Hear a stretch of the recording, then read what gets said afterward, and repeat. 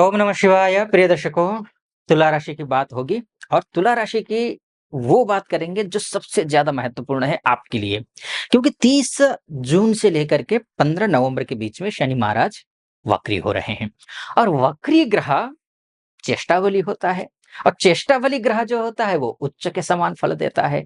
यानी कि आपके लिए क्या-क्या मायने रखते हैं, सबसे पहले ये समझ लीजिए, फिर मैं वक्री ग्रह क्या-क्या फल देगा, आपको किन क्षेत्रों में लाभ होगा, किन क्षेत्रों में लाभ नहीं होगा, ये सब कुछ बताऊँगा।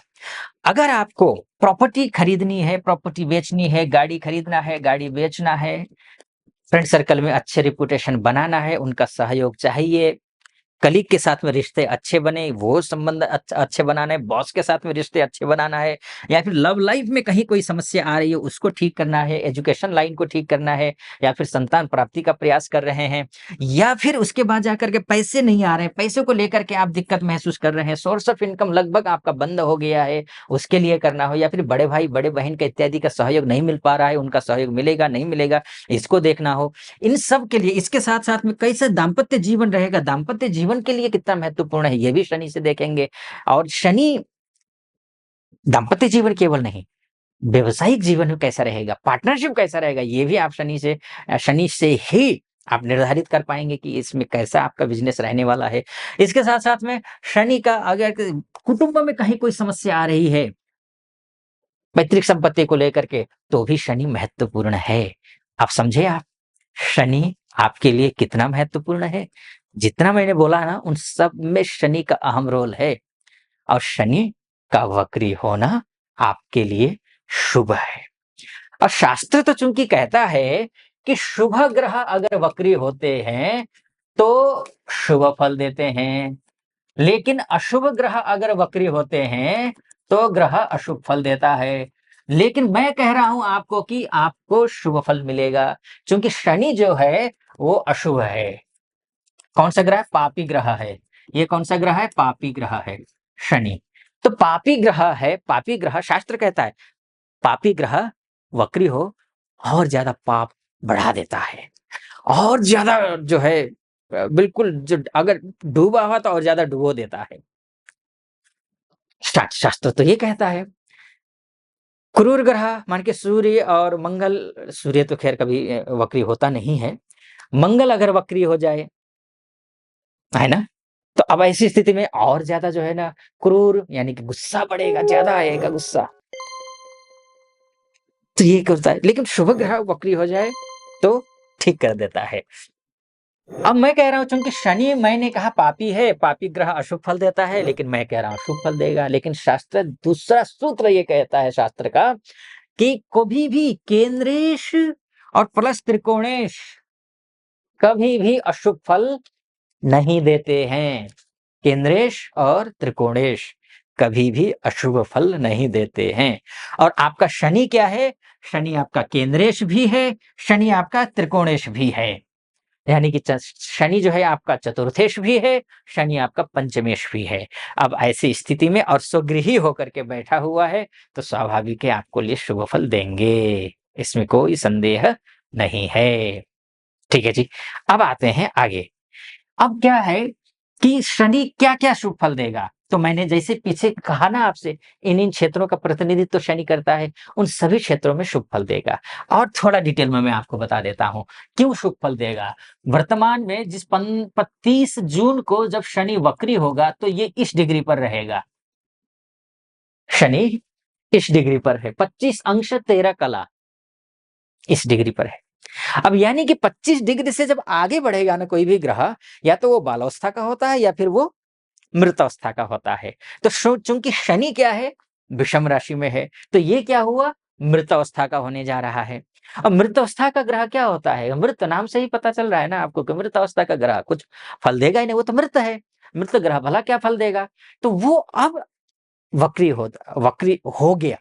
तो अब क्या करेगा? वक्री ग्रह हमेशा, जैसे कि 25 डिग्री का है ना, 26, 27, 28, 29, 30 ऐसा चल रहा होता है, वो मृत अवस्था का होता। लेकिन अब क्या करेगा ग्रह? 25 के बाद 24 डिग्री, फिर 23 डिग्री, फिर 22 डिग्री, ये चलेगा। कम होता 15 नवंबर तक ये आ जाएगा 18 डिग्री तक। अब यहाँ से शुभ फल है। अब बताइए, इस डिग्री का ग्रह अति शुभ फल देता है, बहुत शुभ फल देता है ये ग्रह। तो क्या-क्या शुभ फल देगा? हर चीज़ में अगर आप जॉब करते हैं, प्रमोशन नहीं हो रहा है, कोई-सा भी जॉब करते हो आप, चाहे आप रियल एस्टेट में काम करते हो, चाहे कंस्ट्रक्शन का काम करते हो, चाहे मैन्युफैक्चरिंग का काम करते हो आप, या फिर कहीं आपने होटल, रेस्टोरेंट का काम कर रहे हो, तो भी अच्छा होगा क्योंकि मंगल जो है देखिए ना, अपने घर में बैठा हुआ है, शनि की दृष्टि है, क्योंकि शनि की दृष्टि होना मंगल पर शुभ नहीं है, अशुभ होता है। अशुभ होता है। लेकिन हाँ, एक आपको करना होगा, हनुमान चालीसा का पाठ करना होगा। हनुमान चालीसा का पाठ करेंगे तो शुभ होगा, अच्छा रहेगा आपके लिए। इसके साथ-साथ में शनि का जप करना ज़रूरी है आपके लिए। हाँ, और लाइफ टाइम करें तो अच्छा है, क्योंकि शनि अगर मानकर चलिए कि कमज़ोर हो आपकी कुंडली में, तो आपके लिए नुकसानदायक है।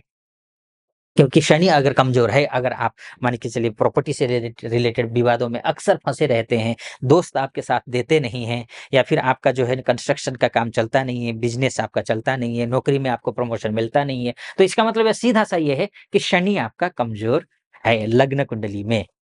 यहाँ पर तो ठीक है, लग्न कुंडली में कमज़ोर है, तो आप शनि का जप प्रतिदिन करिए। शनि का जप जैसे कि ओम प्राम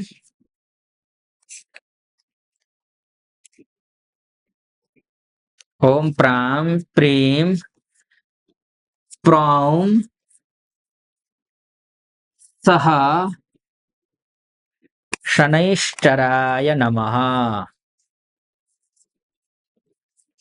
चराय नमः। ये इस मंत्र का जप करना है आपको।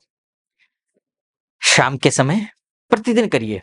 शाम के समय काले आसन पर बैठ करके सरसों का एक मुखी दीपक जला करके, सरसों का तेल का एक मुखी दीपक जलाकर इस मंत्र का जप आप करिए। काला कपड़ा पहन करके कर सकते हैं तो और अच्छी बात है, नहीं तो काला आसन तो है ही आपके पास, उसके ऊपर बैठिए और इस मंत्र का नित्य प्रतिदिन आप करिए जप। फिर आपका देखिए हर मामले में लव लाइफ तो ठीक, आपका आपका एजुकेशन तो ठीक, आपका संतान प्राप्ति में कहीं कोई संघर्ष कर रहे हैं तो ठीक, घर गृहस्थी बढ़िया हो जाएगा, कहीं कोई समस्या नहीं आएगी, वैवाहिक विवाह नहीं हो पा रहा, विवाह हो जाएगा, काम में मन नहीं लगता है, काम में मन लग जाएगा, विदेश में हैं विदेश का काम बन जाएँगे आपके। विदेश जाना चाहते हैं, विदेश चले जाएँगे। विदेश में ऑलरेडी आप हैं, किसी न किसी प्रकार से कोई न कोई संघर्ष कर रहे हैं, तो आपके लिए वो संघर्ष खत्म हो जाएगा। ये एक स्थिति है। लेकिन ध्यान रखिएगा ये मोटा-मोटी तौर पर है और डिटेल में अगर आप जानना चाहते हैं कुंडली को तो आप नीचे नंबर है, उस नंबर पे कॉल करके हमारे प्रतिनिधि से बात करके मुझसे अपनी कुंडली दिखाने के लिए अपॉइंटमेंट ले लीजिए। निर्धारित तिथि पर आपकी कुंडली का विश्लेषण करेंगे। ये है। और उसके साथ-साथ में क्या है कि अभी पैसे अगर आपके फँसे हुए हैं, मानकर चलिए, पैसा बिल्कुल आने का रास्ता ही बंद हो गया हो, तो भी ये काम करेगा, तो भी ये काम करेगा। अब रास्ता खोल देगा। इसके साथ में शनि जहाँ वक्र बैठ करके शनि की विशेषता होती है, जहाँ वो बैठता है ना, उस भाव को पुष्ट कर देता है, उस भाव को अच्छा कर देता है। विशेषकर ये पंचम भाव में बैठा है, तो पंचम भाव किससे रिलेटेड है? संतान से रिलेटेड है। अगर आपकी संतान विदेश पढ़ना जाना चाहती है, आपके बच्चे विदेश पढ़ना जाना चाहते हैं या फिर ज़्यादा हॉस्टल में जा रहे हैं, हॉस्टल में पढ़ रहे हैं, आपको डाउट है, पता नहीं पढ़ रहे हैं, नहीं पढ़ रहे हैं, क्या है, कैसा है? तो समझ लीजिए ये बच्चों के लिए अच्छा है।